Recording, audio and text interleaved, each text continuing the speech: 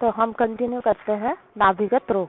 ठीक है, तो इसके अंदर कॉज क्या रहेगा, वही सेम बैक्टीरिया, क्योंकि जो डिलीवरी के टाइम पे जो मोस्ट ऑफ इन्फेक्शंस होंगे वो इकोलाई या स्टेफाइलोकोकस की वजह से ही होंगे। तो ये आपको क्लियर होना चाहिए कि अगर मदर से इन्फेक्शन हुआ है या ड्यूरिंग डिलीवरी या आफ्टर डिलीवरी बच्चे के अंदर कोई भी इन्फेक्शन रह रहा है या हो रहा है, तो वो ज्यादातर चांसेस किसके रहेंगे, इन्हीं बैक्टीरिया वायरस की वजह से, इन्हीं बैक्टीरिया ही हैं दोनों, इकोलाई और स्टेफाइलोकोकस की वजह से रहेंगे। ठीक है, तो क्लिनिकल फीचर देखते हैं।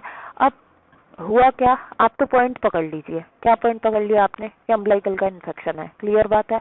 अब बस वहीं का आपको सारी चीजें करा देनी है। क्या करानी है कि जहां भी इन्फेक्शन होगा वहाँ पेन और वो सारी बातें भी आप यहाँ पे लिख सकते हो जो हमने अभी पिछली क्लास में देखा है।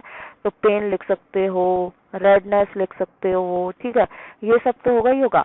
उसके साथ साथ आप लिखोगे slightly purulent discharge from localise infection of umbilical.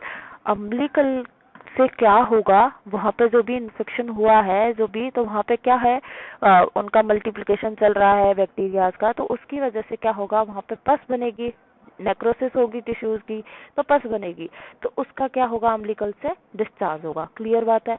उसके बाद क्या होगा, अगर इन्फेक्शन कंटिन्यू रहा तो वहां पे क्या बन जाएगी, विद्रदी बन जाएगी, या आप बोल सकते हो कि एब्सिस का फॉर्मेशन हो जाएगा।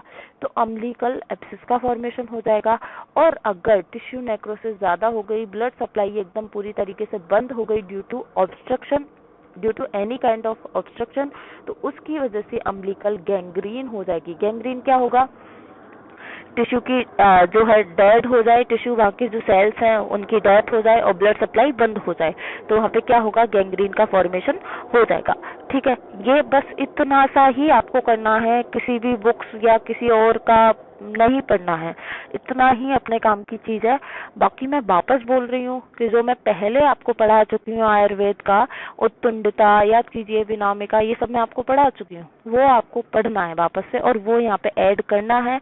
अगर एग्जाम में क्वेश्चन आए तो वो भी आपको साथ साथ मेंशन करके आने हैं, क्लियर बात। फिर उसके बाद हम देखते हैं ट्रीटमेंट। तो ट्रीटमेंट, कोई भी इन्फेक्शन होगा हमारे पास सबसे पहले क्या होता है, अपना रामबाण, क्या एंटीबायोटिक्स दे दो। तो use of antibiotics, use local application of neomycin, जो नियोमाइसिन जो क्रीम है उसका यूज करेंगे हम अम्बिलिकल पे, लोकल एप्लीकेशन यहाँ पे अम्बिलिकल पे नियोमाइसिन का करेंगे। Use of cauterization by touching it with AgNO3 और CuSO4 crystal for treat umbilical granule. अगर वहाँ पे एब्सेस बन रही है, पस ज्यादा बन रही है, तो हम वहाँ पे क्या करेंगे, कॉटराइजेशन करेंगे AgNO3 के साथ और CuSO4 के क्रिस्टल से। ठीक है, क्लियर बात। इस तरीके से हम क्या करेंगे, इसका ट्रीटमेंट करेंगे। तो यहाँ पे आप एंटीबायोटिक के नाम भी लिख सकते हो, एम्पिसिलिन हो गई, टेट्रासाइक्लिन हो गई, इरिथ्रोमाइसिन हो गई, नियोमाइसिन हो गई। ठीक है, इस तरीके से आप यहाँ पे कई सारी एंटीबायोटिक्स के नाम भी, अगर बड़ा क्वेश्चन आपका एग्जाम में आता है तो आप लिख सकते हो। बाकी अभी इतना काम की चीज ये नहीं है। इस तरीके से आपको ये नाभिगत रोग पढ़ना है। नेक्स्ट टॉपिक में मैं बात करूंगी नवजात शिशु रक्त वैषम्यता।